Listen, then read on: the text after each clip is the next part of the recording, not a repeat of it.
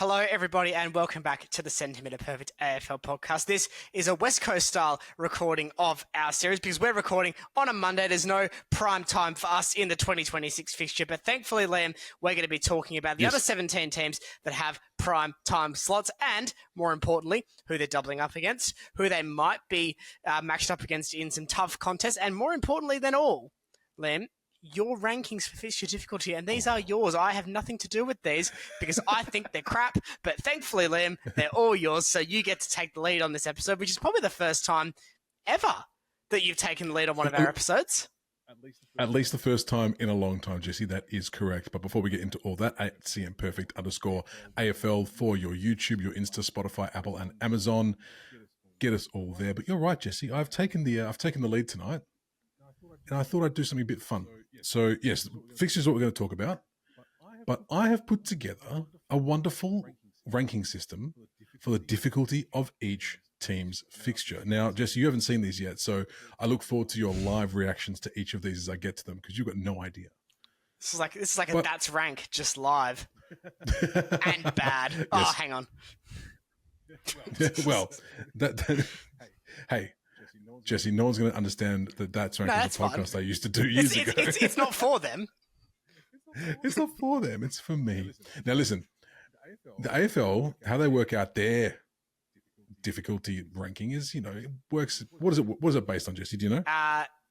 Fixture ladder position from last year, and then they extrapolate it over into the following season. Is it stupid? Yes. Should we have a 20-game season? Yes. Do we have that? No. So that's where we are. That's why we're here.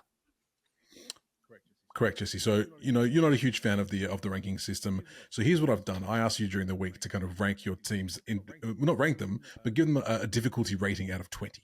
Just kind of spread the love a little bit. I'd put my own in there. I averaged them out. So each team has a difficulty level.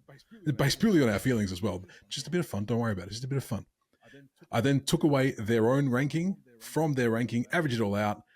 But here is the big difference, Jesse. I have factored in travel.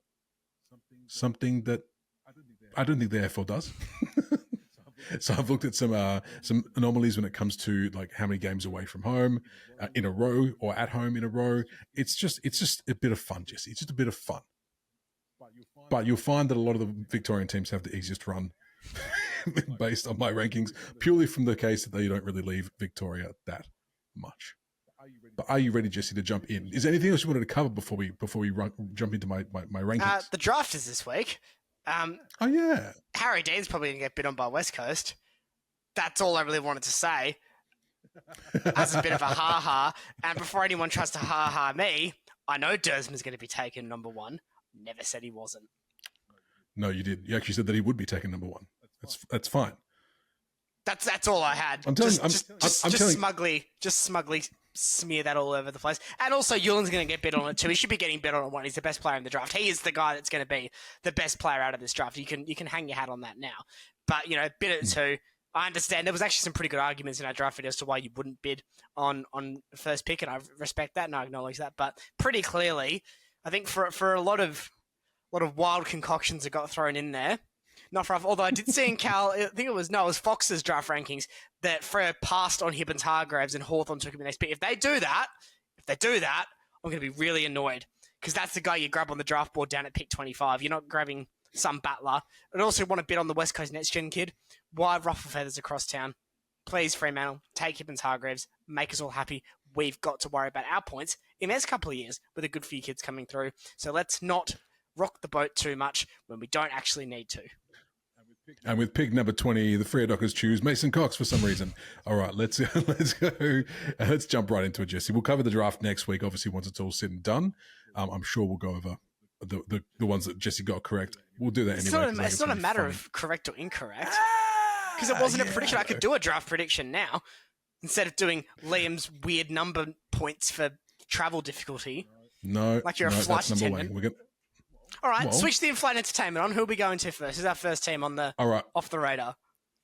As always, Jesse, we're going to go in alphabetical order, starting with the Adelaide Crows. Our double-ups for the Adelaide Crows are Geelong, Collingwood, the Dockers, the Bulldogs, Port Adelaide, and the Tigers. Fun little fact for you, Jesse. Would you like a fun fact to start your day I off? love a fun fact. It's also 5:30, so it wouldn't be starting my day off at all, but you may. Fair enough. The first 4 games are against the first 4 on this list. So the Adelaide Crows start with Geelong, Collingwood, Dockers, and the Bulldogs. It's quite a rough start to the season. Yeah, we'll learn a bit out of them from that. I think we will. 8 primetime spots for the Crows as well. 5 on Thursday, 3 on Friday. As is now, one other caveat I forgot to mention. For our travel games, I'm not counting Gather Round because everyone's going to be there anyway. That's not really. Yeah, I was going to say this kind of falls over straight away when we're starting with A for Adelaide. And again, Jesse, who cares? It's a bit of fun. No. Look, I will say this. This is a pretty tough fixture for the Crows, and we'll come to your ranking in a second. But sure. That's essentially 5 difficult double-ups because intrastate derby matches or rivalry matches, they're always going to be hard no matter what position. You don't go in like even with Fremantle next season, right? I'm going into that expecting 2 competitive derbies. I'm not expecting walkovers against the Eagles, and I wouldn't expect a last place Fremantle to allow themselves to be walked over by West Coast in a role reverse situation. So that's 10 games of difficulty for the Crows right there. Now, I'm still pretty hot on the Crows. I still think they're going in the right direction. They've got a list that still has a very good profile to improve off what they did in 2025. This is the draw that I think people were very panicked about Hawthorn getting last season, where, oh no, they've been good for a season, now they've been slapped with a hard draw. I don't think it hurt the Hawks that much in the end. I mean, I know they finished 8th, but you've got to remember the context of how that season played out. So I think this is a really tough draw for the Crows on paper and likely in practice, but we want good sides to be good and we expect them to be able to get the job done more often than not. I don't see this fixture being too much of an impediment to allow them to have an excuse for not doing that. Now, one factor in from what you just said as well is the reason the rank is at 5 and not higher up the list is because I factored in how good we think Adelaide is going to be. So is 5 the 5th easiest or 5th hardest? No, this will be the 5th hardest. Okay. So one will be the hardest, 18th will be the least hard. So 5th for Adelaide because I've factored in, like I was saying, how good we think they're going to be as part of this as well. So if this was like a, let's say, I don't want to pick anyone. Let's say this was the Dogs, who missed the finals last season, but we still have a decent opinion of. With this type of draw, are you then putting them in your top 3 for hardest difficulty? Is the Crows being as good as we think they are dragging this ranking down enough? Well, who can say, Jesse? I don't know. It's just the maths. You can. You did your rankings. I put it all into a spreadsheet and it gave me a number. Okay. So I should ask specifically Bill Gates. Yes, correct. Yes, I was actually going to try and explain how I did everything with the maths in it, and I realized that would be difficult and probably boring. So I figured what I'd just do is just chuck it out there and just see what you said about it. Well, that was the working title for this series: difficult and probably boring. But we figured the analytics wouldn't do too well. So let's park at that after our 3 weeks at home in Adelaide with their stretch that encompasses gather round from rounds 3 to 6. Mm-hmm. So that's going to be a big part of this as well. Like how much people are traveling, how much people are at home is a big part of this as well. Again, bit of fun, very stupid. Anything else to add about Adelaide, Jesse? Should we move on to the Brisbane Lions? Let's get on to the dual reigning premiers. All right, here we go. Brizzy Lions. We've got Geelong, Collingwood, the Suns, the Swans, Carlton, and the Bombers as their double ups. Now, this got me, Jesse. Double reigning premiers. 3 primetime spots in the first half of the season. 3. It's a weird one because if this was a Victorian side coming out, I would just say, look, whatever, that's fine. Like, they're going to be good enough to draw eyeballs. You can put them on Sunday Desolate every week and they're still going to get people watching them. I think it's a disservice to the emerging Queensland market to sideline Brisbane to this extent. I guess they're trying to make the argument of, well, we've got to rotate things around. I don't know why we've dropped the reward for effort primetime slot kind of metric we had for years. Like, clearly, it's still in effect to some degree. West Coast don't have a primetime game. They're the reigning spooners. So there is clearly an element of that still in the fixturing. So then you're telling us one thing at one end of the ladder and a different thing on the other end of the ladder. I don't really understand it. And I think this is, forget Brisbane as a football club specifically, I think this is a disservice to Queensland Australian rules football fans, which is a market that we know the AFL are so desperate to grow, regardless of whether they're Suns fans or Lions fans or a fan of another club. I think it's beneficial for football in the state if the bigger club of the two which is Brisbane, Mhm. is in your face, and often in your face in sport, media, whatever, is the prime time. That's how it's done. Yeah, it'd be interesting to see how many their crosstown rivals got in comparison, given the where the teams are at. Will they get more or the less, Jesse? Do you know? You know, because you've got him in the I thing. do. I'm asking you. What? Have a guess. Have a prediction. No, I think we'll leave it for the Suns. But I do want to say this is a pretty soft double up draw, I would say, on balance. Essendon, no excuse not to dispatch them twice. Carlton, same boat. Sydney, same boat. Let's not kid ourselves here. Until I see otherwise, Sydney are potentially definitely a bottom 8 side next year. I don't think they're playing finals even in the top 10. So until we see otherwise with Sydney, they can go down there. The Suns, that'll be 2 difficult games, although we get some wild Q clashes across the journey. Collingwood and Brisbane always match up very well. Will the Pies slide this season? That remains to be seen, but that should still be competitive fixturing, as should Geelong. We know how much the Cats would want to prove a point against them. It is a win for us that they play twice, as should always happen with the previous season's grand finalists. Absolutely. 10 travel games, Jesse, but no longer than 2-week stretch at a time, which means they are on the road an absolute heap, which is what is adding to their ranking, taking it up to 3. Granted, maybe the teams and the double ups aren't that tough. I had a bit of a different opinion for you on you than Sydney when it came to our points out of 20 for Sydney. Okay. I was slightly higher, which kind of dragged them up a smidge. But yeah, that travel is going to be a nasty one for the Lions. But they got the class. They'll be just fine. Just fine. Let's move on, Jesse, to the Carlton Blues. Double ups. The Lions, the Pies, the Dockers, the Bullies, the Saints, and the Richmond Tigers. 7 primetime spots for the Carlton Blues. What are we doing? Yeah, well. This is just Essendon too. And look, Carlton will be a better footballing side in 2026 than Essendon were in 2025. But what are we doing? Yeah, it's a tricky one because obviously Carlton's still quite a club, as we've mentioned several times before. But what are we rewarding here? Like, it doesn't make a lot of sense to me either, Jesse. 5 travel games across the entire season. 5. It's a 24-week season, Liam. 5, Jesse. they leave Melbourne 5 times. Hey, you didn't count gather round. That's a big flight from Melbourne to Adelaide. That takes an hour. That does. And the hour and a half time difference really does a number on the body. Fucking tough. 9 weeks at home from round 16 to 24. This is a very easy draw. So this is where I think you've put massive weight on the travel argument. You've put a lot of weight on this because I look at those double ups and I see 5 double ups of teams. I would say certainly 4 I would put ahead of Carlton, and 1 I would put next to, or at least within the same area. So I look at those double ups, and straight away I'm thinking this is tough for the Blues because they weren't particularly good last season. Their issues were documented. Yes, and they've got to then play 8 games against teams that we would expect to beat them, or at least let's say 6 out of those 8 games are wins for the other side. And then, difficult games against St Kilda. This is a hard draw for me. I think we're very different on how much weight we're putting on travel because sides that are out of form, doesn't matter, they can play wherever. They're still not going to win. I must admit, Jesse, I took a little bit of inspiration from you in our discussions before this and how you were saying, we don't know. We don't know what team is going to rock up this year. Obviously, on paper, we know a little bit. That's true. On paper, a little bit. So I took a little bit of inspiration from that. So I have put a lot more weighting into the travel as I would. And like I said, this is not by any stretch a perfect system.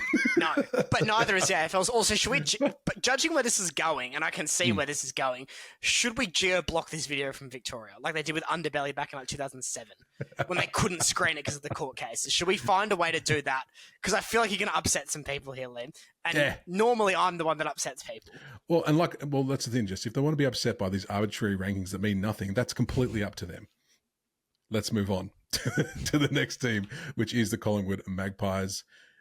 The Lions, who I feel like I've said every team so far, the Lions, Geelong, the Hawks, Adelaide, Carlton, and the Eagles are the double up. 6 primetime spots. It's pretty lean for the Pies, actually, I must admit. 3 Thursday, 3 Friday. Of course, this is just the first little stretch of the season. Hey, Jesse, how many times did they travel? They travel 5 times, Liam. 5 times, Jesse. 6 if you can't gather round. It's like our opening round gambit all over again. But surprisingly for the Magpies, the longest stretch at home is 5 weeks, which is actually That's not bad fixturing. that's not bad fixturing. Considering you've got so many teams in Melbourne, you've got to play against each other. 5 weeks makes a lot of sense. And I assume that they would have one of their buys in there as well. At that point of the season, they would have one of their buys because that's the buy rounds. 11 to 16 would be 6 weeks if we counted. So yes, the buy would be in there as well. So you know what? That's not terrible. Not terrible. Not terrible. The double ups, Jesse, what do you reckon? Hard. We talked about rivalry games before with Adelaide. I think the same could be said for Carlton. In that space, then obviously the Crows, the Hawks, the Cats, and the Lions will all have various points to prove against this Collingwood side. Of course, Adelaide will want to avenge their exit that was largely caused by Collingwood themselves.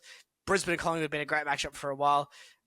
Geelong and Collingwood had some brilliant matches last season, and I think Hawthorn and Collingwood's always a bit of theatre with the likes of Jack Ginnivan running around, so I expect to see some very good games. This is where you look at Collingwood's draw, you look at the list profile, and it's way too early to write off Collingwood as a clear downtrender for 2026, but you have to look at the way they finished the home and away season and have those concerns. So if this doesn't line up nicely for the Pies, they get some bad early losses, things get deflated, it might be a case of, well, they missed the opportunity. They're probably going to finish in the top 10 because we have a top 10 final system now, by the way. We do, yes, that's correct.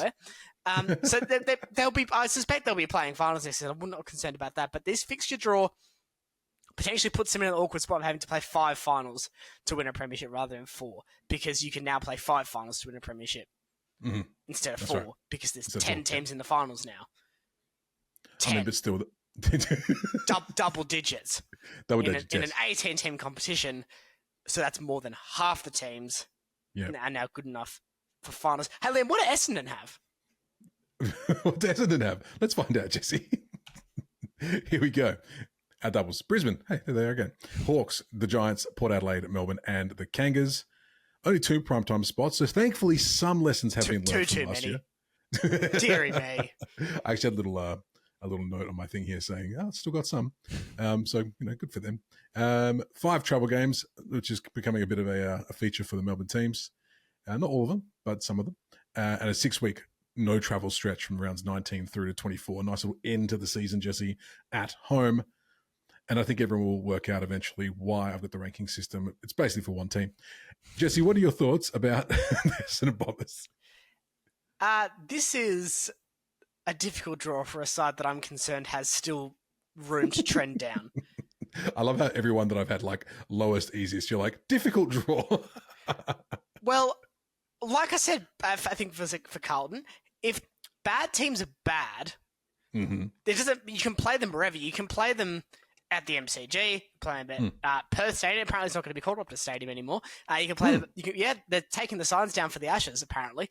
Wow. So you can play them at the MCG, you can play them at Perth Stadium, you can play them in Kalgoorlie, you can play them on King Island in Tasmania. It doesn't matter. You can't play them at Macquarie Point at the moment. But you can play them wherever. They're still bad. Essendon last year were bad just about anywhere. They were universally bad. So I don't think it really matters that they only leave Victoria 6 times. They're still likely a bottom 4 side. Their draw is inherently difficult because they themselves make it difficult by not being very good.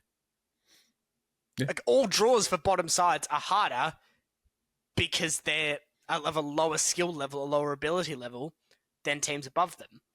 That's just inherently how it works. Now, in terms of the specific double ups, North, that's an opportunity for 2 wins there. It's far from a walkover, but it's an opportunity. I do think there's an opportunity to get 2 wins off Melbourne because we don't really know what the D's are going to do next season, how much they embrace the rebuild. Port, they could nick one. I assume one's home, one's away. You'd be hard-pressed to say they can do it in Adelaide, even with a treading water Port side. I don't even know what they are doing. Are they trending up? They're trending down. And then Giants, Hawks, Brisbane, that could get ugly. That could get really ugly of what we saw last season. So I think this is difficult. The Bombers will need to...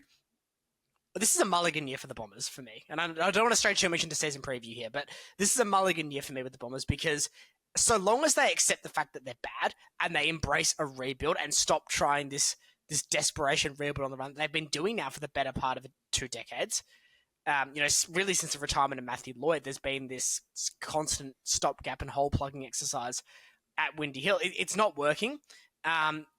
If they accept it's going to be a poor season on field, but have a clear direction, none of this matters. This season doesn't matter for the Bombers. They're not making finals. They've kept Zach Merritt. We've talked about whether they should or shouldn't have done that extensively. But what you want to focus on here is, well, how do they do against these winnable games? They've probably got 6 winnable games this season, the Bombers. 4 of them are on your screen now. North, Melbourne, Richmond, and then West Coast. That's the ones you would go into with an element of, right, we should be able to get these guys as a Bombers fan. If you get 3 of those, you're probably disappointed. But, if North and Melbourne do you win twice, you're then talking you have to beat West Coast, which they did by 3 points in 2025, and you have to beat Richmond, which they didn't do in one of the worst games of football I've ever seen. It was really bad. I think they got it was bad. But that's the thing. It's going to be hard for the Bombers. Like, they're going to have to rely on catching a team at the right time or converting their opportunity games. All right. The Bombers rank 15. I think we get to the point where it's going to be like, you know what? The rank can be whatever you want it to be. Let's move on to the Fremantle Dockers. I'm just ignoring them at this point. Why? Why? Oh, I put so much work into this. It was really silly. Okay, let's go to the double ups for the Fremantle Dockers. Leave a comment if you leave a comment. Don't be mean to him, because he's tried very hard with this. Like, you can come and poo-poo my draft takes as much as you want. That's fine. I'm a big boy, I can handle it. But please be nice to Lem. If you don't like his rankings, if you don't like them, that's okay. But he's tried his best. And you know what? It's the first time I've not had to do like an hour and a half of prep for a deep dive. That's right. So this is great. And you know what? In the comments, try and work out how I've come up with the rankings. That's more exciting. Do you know how you came up with them? I do. I don't like how I did it, but I ran out of time, so I had to roll with it. I was working on those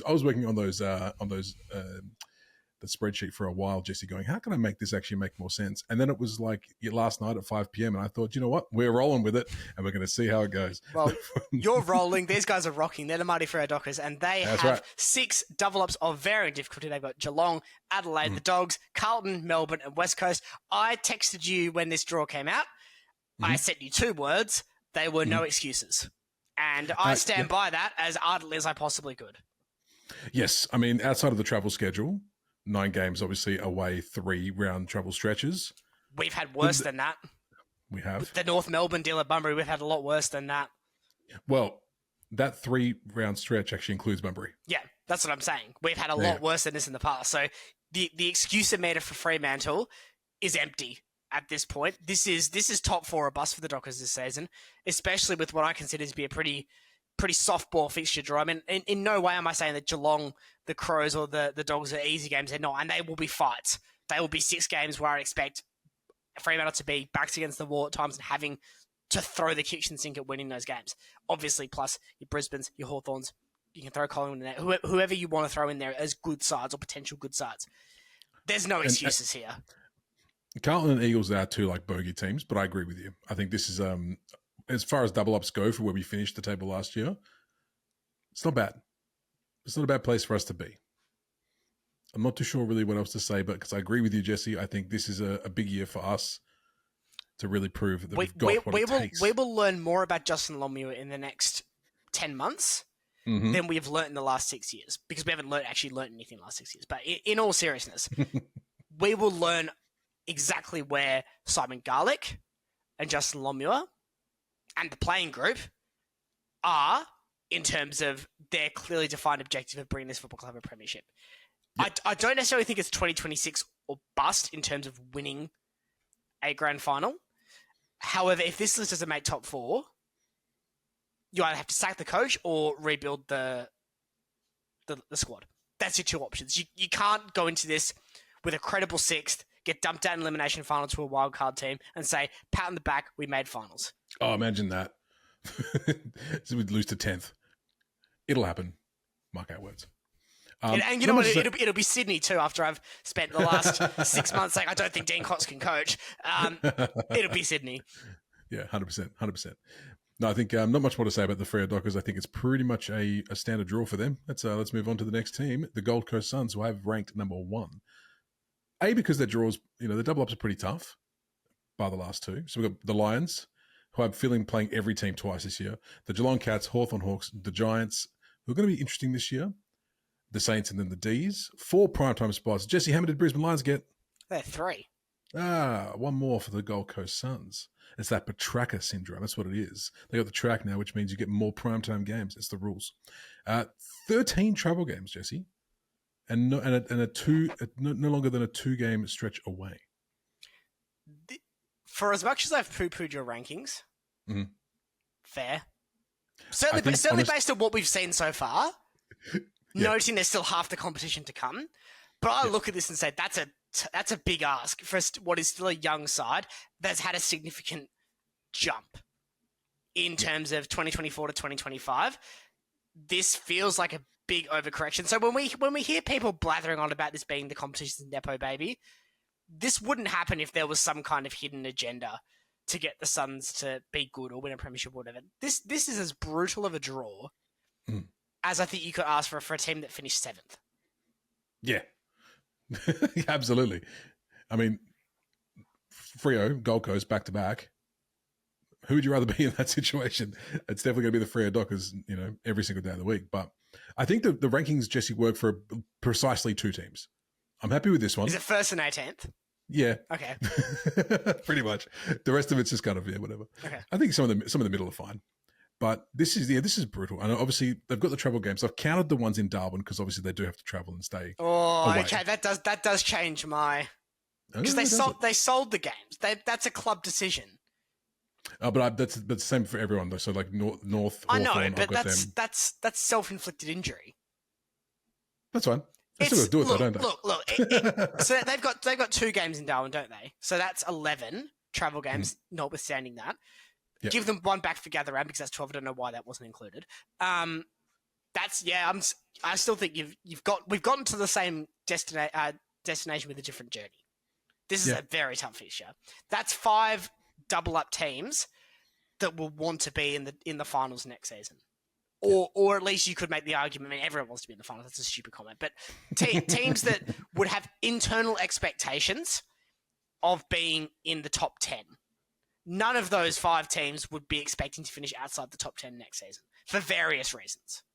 So that's a big draw for the Suns. We will learn a lot about the Suns, but at the same time, if it's a big regression, they go from 7th to 11th and do miss the finals, or they slot in at a lower wildcard spot, I still think they will progress. The style of football probably won't change. This is probably one of the only teams you could say, you know what? They might have an excuse on their draw. Not completely defining, but you can look at that based on what we know now, noting once the season starts. I mean, Melbourne could be very good. Giants might collapse. Like, we don't know these things. Yeah, so we could get to round 15. The Suns might have 3 more of these double-ups, and it's an injury hit GWS, a St Kilda side that's flopped massively and sacked Ross Lyon, and a Brisbane side is having one of the worst premiership defenses of all time. And all of a sudden we're saying, wow, what a gift, the Suns are going to finish top. Yeah, like, we don't know these things, but certainly based on where we are now, that is a very difficult draw. Yeah, I agree, Jesse. Let's move on to the next team whose rank does not actually make any sense at all. The Geelong Cats. Lions again. What?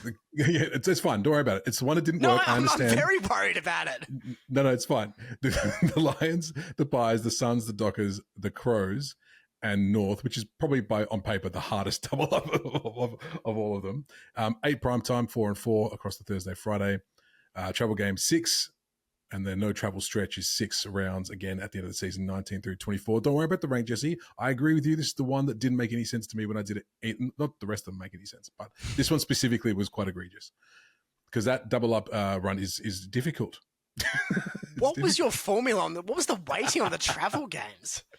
Deary me. Yeah, it was probably heavier than it needed to be, Jesse. That's fine. Well, according to this, according to Liam's specific ranking, Geelong are going to be undefeated minor premiers this season, which is great for them. Look, this is a draw for the big boys, and Geelong are that. So we can make fun of Liam's numbers all you want, but ultimately this is a challenging draw. They've got grand final rematch against Lions. We talked about the Collingwood matchup. Suns, I still think they're going to be a very good side. Fremantle will have everything to prove. So to Adelaide.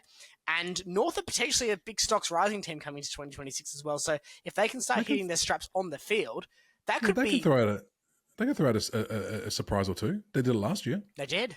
The primetime slots, that's deserving a very good side. The travel games, that's 7. That's not bad at all. They can work within that. And then why is it 7? I already told you at the front we're doing gather round games. I'm including them. I'm overriding you. Override. That's probably fair based on this ranking. Fine. And then look, a very nice stretch to finish the season in Victoria. But you know what? It swings and roundabouts. We know there's inherent advantages in place for Victorians. So it's not a go at any of them. Like it's not a bitter thing. Like ultimately, the VFL won the war. The same thing would be happening if the Waffle won the war.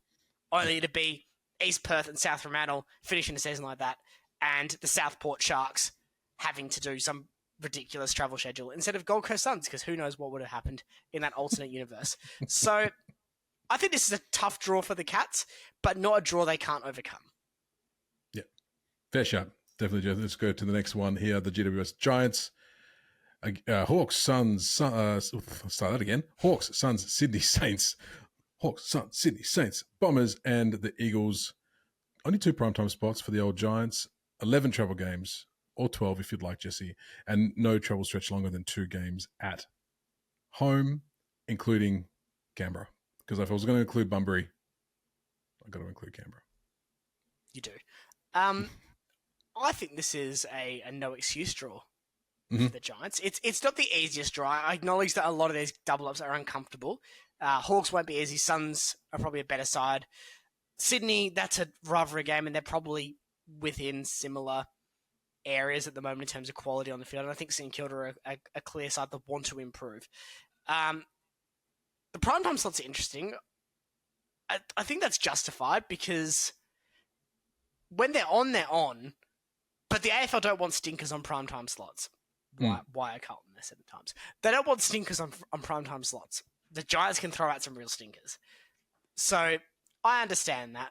The travel games, that's going to make it hard for any side. But, they do have at least decent connectivity to Melbourne and then up into Queensland as well, given they've got the Gold Coast double up, so they will be playing up there at some point.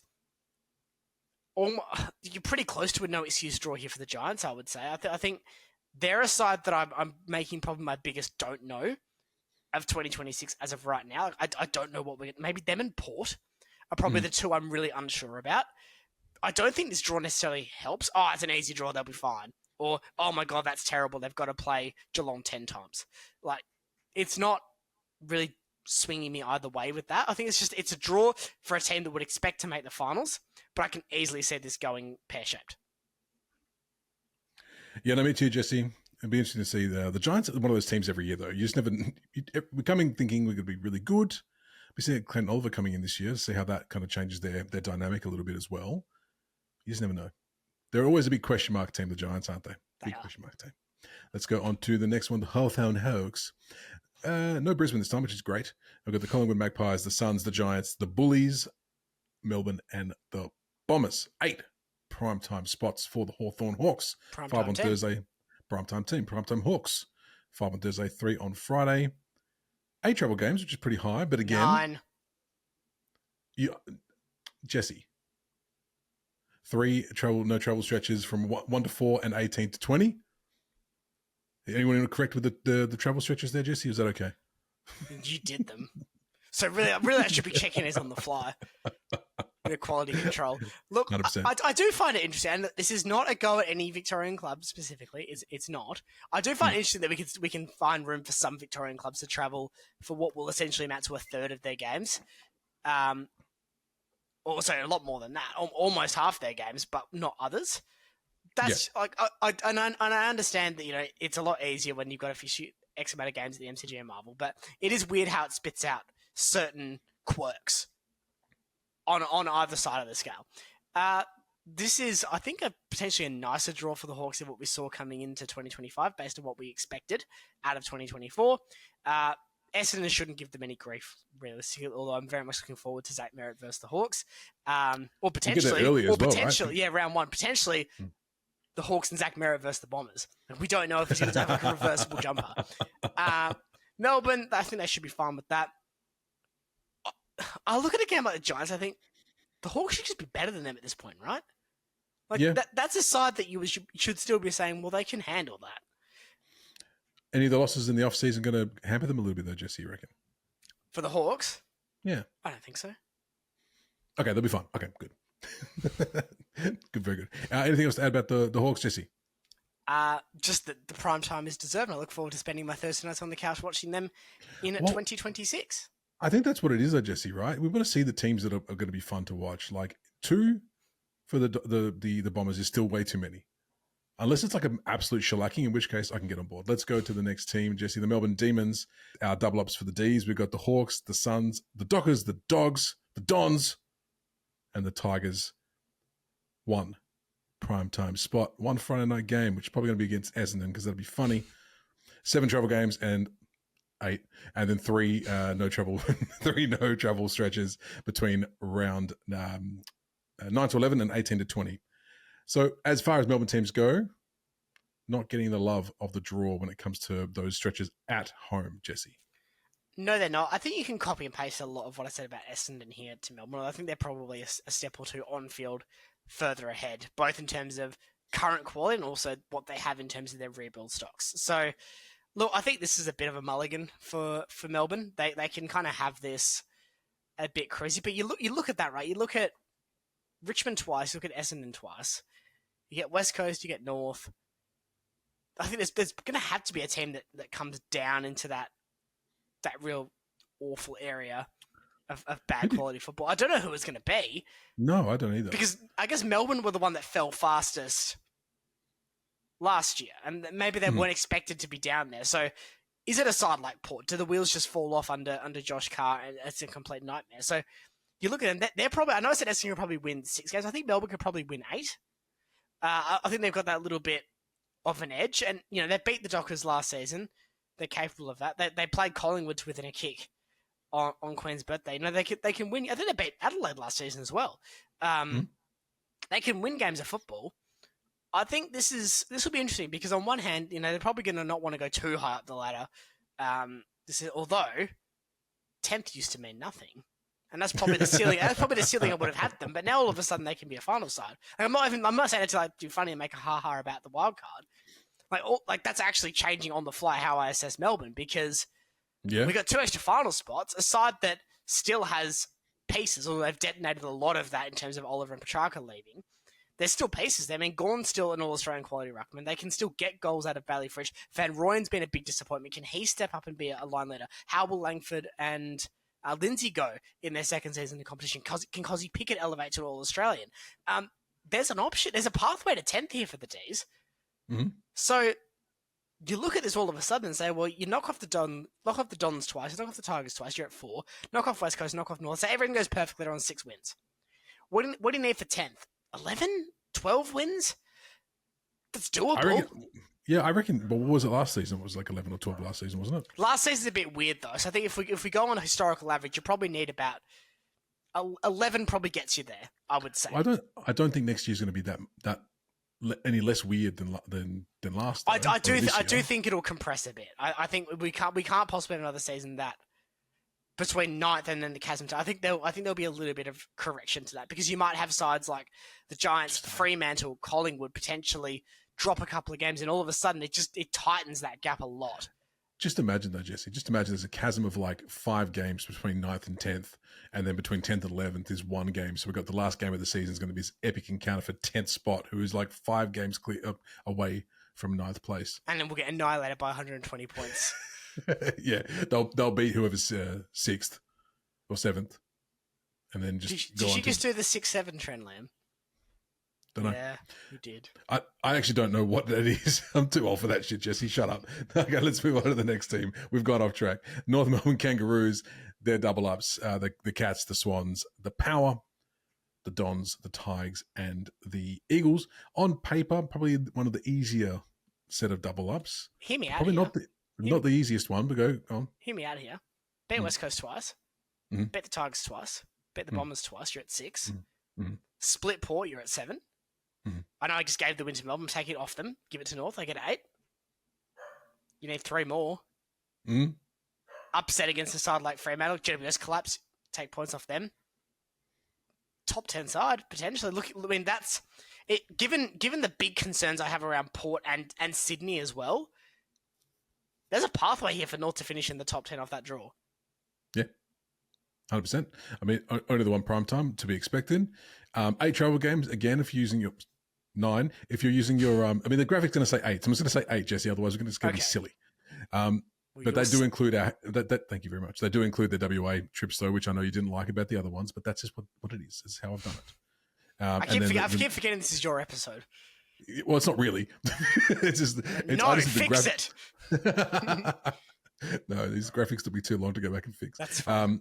And then the no trouble stretch, obviously just 3 games between round 18 and 20 as Milo goes absolutely bananas in the background. You've upset him with your graphics. He's upset at you specifically. At Milo Mini Dashy on Instagram is upset by you. That's at Milo Mini Dashy. Oh my God, he's getting the plugs in for the dog. I've been reliably told he's got some fantastic discounts at a number of reliable dog brands. No, we have to put don't make us put hashtag ad on this entire episode just because it's not an ad. I'm informing you that Milo has access to discount codes. Thank you, Milo. Good boy. God, is this how much you think about the Kangas fixture, Jesse? You want to talk about Milo? Well, no. Well, ironically, Milo's favourite treat is kangaroo. So he's going to want to feast on this draw and have a talk about this. Look, I think this is a pretty good draw for North. I'm not going to go as far to say, look, they need to rocket up the ladder because we know it's been an arduous and tentative rebuild. But do not be surprised if they're in your top 12, even your top 10. Like, I look at this and I think there is scope here for North to improve significantly in terms of their win-loss column. They might not even necessarily need to improve dramatically on field. Just their win-loss column via swings in momentum, good fortune in the draw, timing. It could easily go. West Coast might turn around and be genuinely a very competitive kind of bottom half side and then take 2 off North. And then this whole conversation's pointless.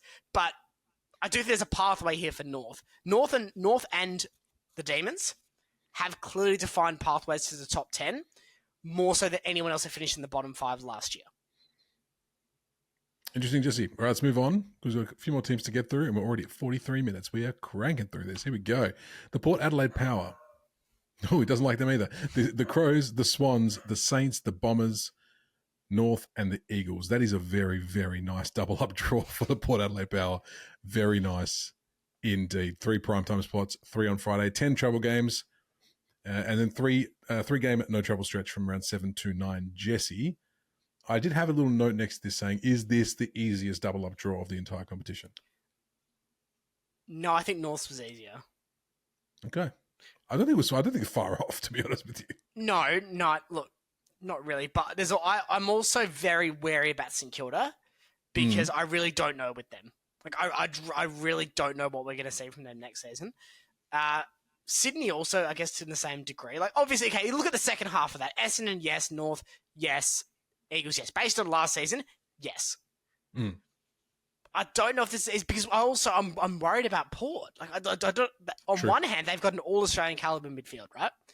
Last season's Zach Butters' contract. They've got to make a pitch to him that makes him want to stay. But if we get to round 10, they're 3-7. Butters is already talking to the Dogs or the Hawks or whoever he's talking to, or his manager or his agent. It's in the public domain. They might not win a game for the rest of the year because everything might just collapse around them. Like, that can happen to football clubs. I mean, I know the West Coast were, I don't want to keep using them, but, they were always going to struggle in 2025. But the Oscar Allen noise, and then the meetings, and the wooing, and the Harley Reid noise as well at the time, that didn't help. That was unhelpful noise to a playing group that was struggling. Yep. I suspect a similar scenario could transpire at Alberton next year. Not saying that it will, that it could. You reckon they're going to be in that little 10 conversation, or you reckon it's going to bottom out completely? They have the talent to be. Absolutely. Top 10, missing out on top 10 would be a disappointment, I would say, internally for the Power. But I loathe to put confidence in them. And you can tell because I barely stutter on this podcast. And all I've done in podcast, I started because I'm not sure. I'm not sure what I think of them. Stuttering and unsureness, Jesse, is my job. You give that back to me right now. Let's move on to... We'll move on, Jesse. We'll move on to something more confident, I'm sure. Richmond Tigers. The next team off the ranks, the Crows, the Blues, the Saints, the D's, the Kangas, and the Eagles. I feel like I'm saying all these teams all over the time, double ups everywhere. 3 primetime games for the Tigers, which is interesting. 1 Thursday and 2 Friday. 5 travel games, which is back to our normal Melbourne fare, and 7 no-game travel stretch. That didn't make any sense. 7-game no-travel game stretch. You're right, Liam. I'll leave the stuttering and nonsense to you. Shit. No travel stretch. 7 games, Jesse. Round 15 through to 21. I mean, are we expecting anything much from the Tigers this year, or is it going to be just a... No, we're not. And I would caution people that while they exceeded expectations last year, it does come from a risk of improvement's difficult to maintain when you're still in the middle of an active rebuild, which is what the Tigers are. So they may drop a game or two on what they did last season, but still be getting better. Yep. It's just how it can go. Again, I think the problem with the Tigers the last couple of years, or last year and this year, is that we don't really have much to say because we're just going to watch and see what happens. They're developing. We know where they're at. Hopefully they'll do better this year. Fingers crossed. Let's move on, Jesse, to the Saints. The Suns, the Giants, the Swans, the Blues, Port, and the Tigers are their double-up teams. 2 primetime spots, 1 on Thursday, 1 on Friday. 5 travel games, Jesse. Again, standard. They don't leave Melbourne from round 14, Jesse. They do not leave Victoria from round 14 to 24. That's a 10-game stretch where they do not leave. I think this is the best possible fixturing outcome. For who? For the competition. For the Saints and for the competition. Why is that? Because St Kilda have said they want to be at the big boys table and be treated like big boys. If they can't make the top 10 with this fixture, then we have to get the little kids table back out for them, and warm up the chicken nuggets, and put Andrew's little bib on that says "I'm a Sainter," and sit him back down at the kids table, and they can stay there for another 2 decades. This is really it for St Kilda, isn't it? I mean, like, you know, I know that was quite a in-depth description of what will happen, but let's be serious for a moment. I'm fairly certain you moved physically further away from the camera. That's how uninterested you were in this. In this fixturing. Okay, I'll move closer. Here you go. Good boy. This is a very good opportunity for the Saints. Sure.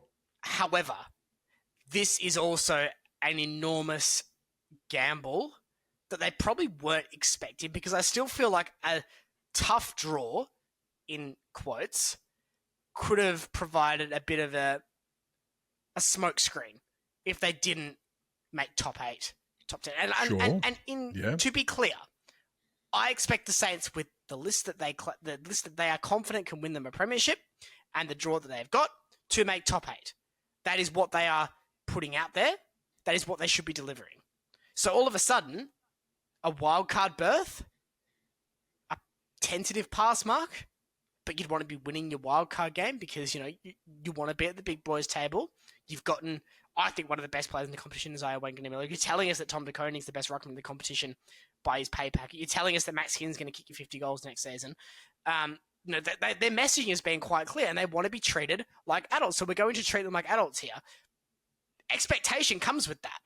And you can't have it both ways. You can't say, well, we want to be big and tough on the playground now. And, you know, that's an argument to make. That's what they should be doing. In fact, they should be doing that. They should be projecting this self-belief as a football club. So, but you can't do that. You can't have self-belief and then not turn around at this fixture draw and say, well, we have no excuses. So you got Fremantle, the Giants, and the Saints.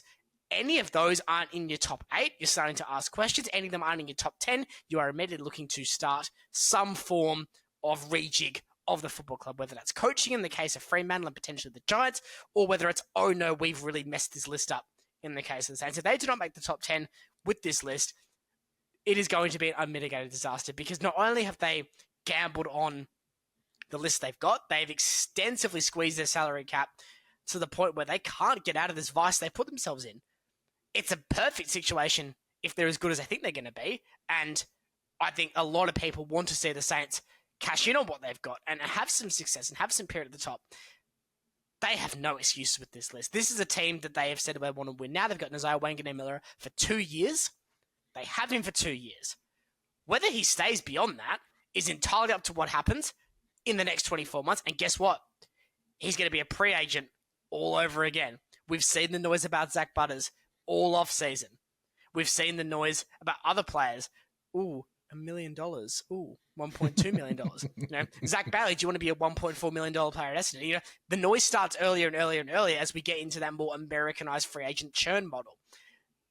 If St Kilda are at a record of, let's say, we did 3-7 for Port. Let's say they're at 5-7 by the time they get to round 12. So I know there's buys and everything, but let's say they play their first 12 games, they're at 5-7. Yeah. That's probably 11th or 12th in an average year, give or take. They then hit their home stretch, but if they hit it in a patchy run of form, it doesn't matter who you're playing or where you're playing them. I mean, St Kilda have demolished Fremantle at Marvel Stadium. Yeah. And equally rolled over against bad opposition at the same ground. The Essendon game was another terrible game of football, but it was at Marvel. It wasn't at Alice Springs, or it wasn't in Cairns where they've played previously.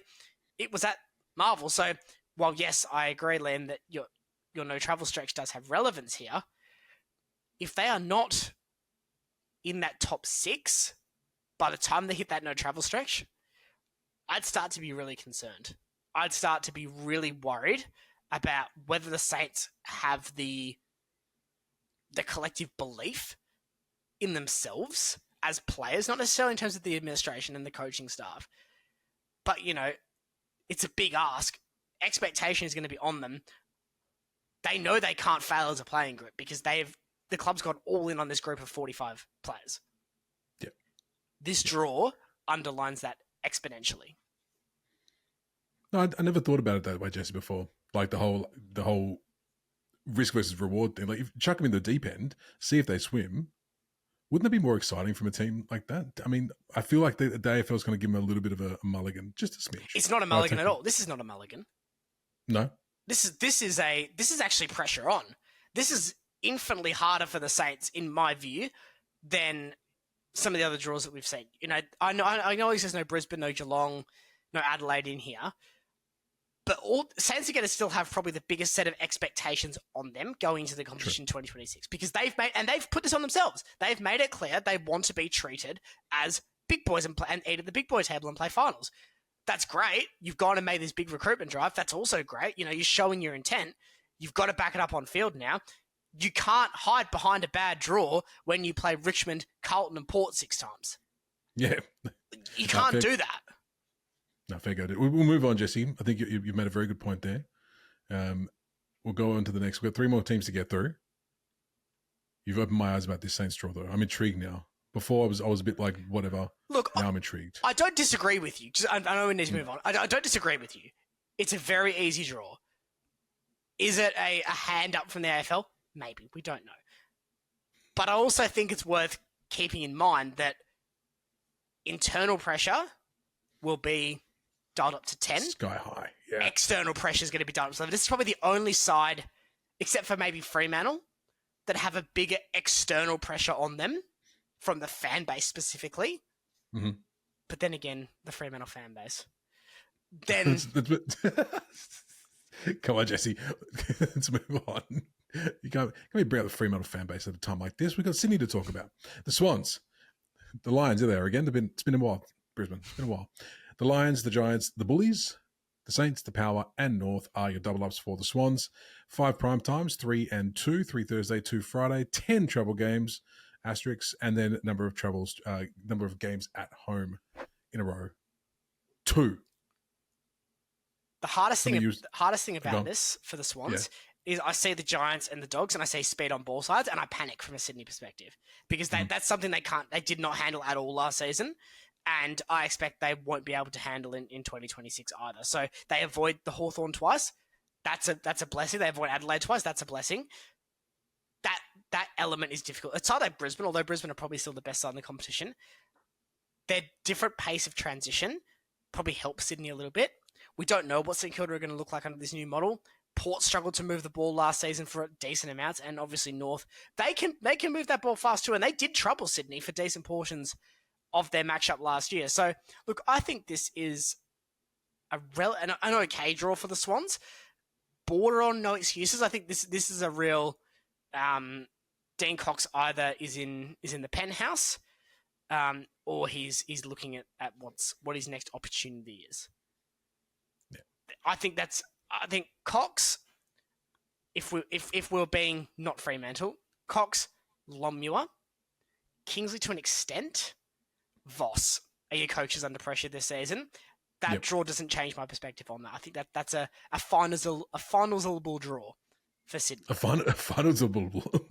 Thank you. Well, this is the thing, though, right? This is what this 10th spot brings in. This 9th and 10th, and that brings in like everyone's got a finals-able draw. It's blown out the runtime of this episode. I can tell you that much. That's fucking true enough. All right, we'll move on, Jesse. We've got 2 more teams to get through. The Bulldogs are up next. The Hawks, the Adelaide Crows, Dockers, Swans, Carlton, and the D's. 7 primetime spots, 2 on Thursday, 5 Friday. Thank you very much. 6 travel, 6 at home without going anywhere from 10 to 15 round. I'm just putting all my sentences in the reverse order tonight, Jesse. That is fine. Probably about what you'd expect from a Bulldogs draw. Yeah. I don't think there's anything like egregious or out of the blue for this one. That's a reasonably weighted draw for a side that was unlucky to miss finals, but ultimately was in that middle point of the competition, beating ninth last season. For the Dogs as well, I look at speed on ball. They will be devastated they got the Hawks and the Crows as their 2 fast sides, but they'll be licking their lips at Fremantle and Sydney. Oh yeah. They always do with Freo, that's for sure. I always like the Freo. And yet Fremantle beat them twice last season. Who knows, Jesse? I can't answer that for you either. Look, we got one more team to go. It's not that we're rushing through these, but I think from a Western Bulldogs perspective, that makes sense. Yeah, that's a Bulldogs draw. That's a Bulldogs draw. And finally, we've got our across town brothers, the West Coast Eagles. Well, they got the Pies, they got the Giants, they got us, the Freo Dockers, they got the Power, the Tigers, and North Melbourne. Look at that. No prime time, Jesse. No prime time for the Eagles. The only team not to have a single one. And the criminal part about this is the fans still turn up. So it's not like you're playing prime time in front of a soulless nothing bowl. Front of... Well, I don't know. What are we going to... Maybe we need to sponsor the stadium. The Sentimental Perfect AFL Podcast Stadium. I mean, as many people go to the NG Stadium as watch the podcast, that makes sense. Thank you. Now's a good time to remind you all to subscribe. Look, I think that's a reasonable draw for a side that has struggled now for a number of seasons. The Derby is obviously the Derby. They will feel like they're up for that, and they'll want to be up for that. Ultimately, though, you look at those double ups against Richmond and North, and you say, well, now the tide needs to start turning. Because West Coast are too big and too powerful of a football club to continue to trot out objectively reprehensible seasons. And they have been trotting out reprehensible seasons for the last 4 years. Some things within their control, some things very much without. So they need to look at this and say, 1 game last season, nowhere near good enough. 1 win last season, nowhere near good enough. We need to be talking 5 wins. That's got to be our benchmark. We want 5 and a derby. That's our expectations of football club, that we win 5 games this season, and one of those is a Western Derby. Because sometimes when you're down here, you need those B goals as well. Those kind of goals outside of, well, we just need to improve our win-loss record. No, we need to win a derby. No, we need to go to Fremantle and say, well, you know what? You're not doing anything with your prime list period. We're going to do what we did to you in 2024 and upset you in the derby. And, get a bit of oomph and a bit of gravitas around the football club at the moment, because West Coast fans will turn up regardless. We've seen that in the last couple of seasons. Yeah. But they're going to want to start seeing something. They're going to need to see Dersmer and Duff Titler showing their class early on. They're going to need to see some oomph, some quality. Hey, Titler. Okay. We're going to get enough trouble with this episode. Duff Titler. Well, the analytics say the watch time is about 6 minutes, so given we're an hour in, I don't think we're in any real danger of that.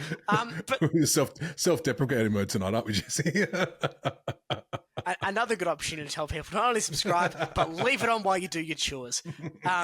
Look, I think 5 in a derby is what West Coast should be aiming for. Whether that's an actual pass mark, that's probably a different conversation.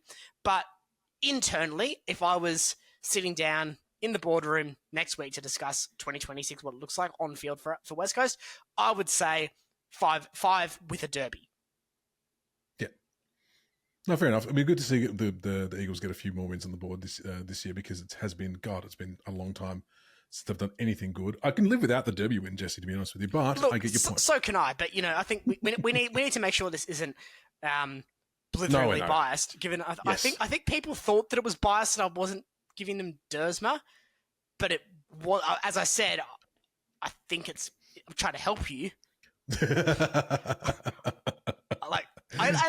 Look, we'll talk about this next week. We're going to do a full recap of the draft. We're going to talk about every pick that your club has taken, talk about them at some length, because there'll be some that are like, I don't know. But most of the top 30, we can have a serious conversation. All the top 30 we have a serious conversation about, and talk about the bolters, the sliders. It'll probably be a longer episode next week as well, given I will have a lot to say. So if you enjoyed the draft content, or at least you found it interesting. Enjoy is probably a bit stretched for some people, but if you found it interesting, some people loved it, Jesse. Some people do love it. Make sure you tune in for that. A like and a subscribe is always appreciated, which probably brings us to the perfect wrap-up point, Lam.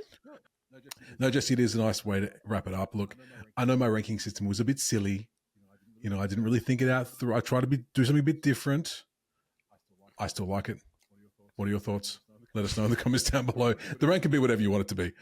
Make it up. Leave in the comments down below what you think the rank should be. Jesse, send people. Thanks everyone for tuning into another episode of the Same Minute Perfect AFL podcast. What are your thoughts on your fixture? Drop us in the comments below your opinions. Also very interested to hear what you think specifically of Fremantle, the Giants and St Kilda, especially the neutral fans. Let us know what you think the expectations are on them. Do you agree that it's trouble street for the likes of Dean Cox at Sydney, just Lumley at Fremantle and Adam Kingsley at the Giants if they don't make the top 10 final system? Next week, the draft is all we're going to be talking about, so make sure you are liked and subscribed. Review on Spotify, Apple, or Amazon goes a long way as well. But the best type of review you can give us is word of mouth. So tell your friends, tell your family, make sure you are telling everybody you can find on your fixture for next season. Just run around the unnamed Perth Stadium that we don't know what it's called yet, shrieking at the top of your lungs for your 11 games at the Optus. Not even called that anymore. I don't know where this is going. Thanks everyone for tuning in. We'll see you again next week for a draft special of the Centimetre Perfect AFL podcast. Bye, everybody.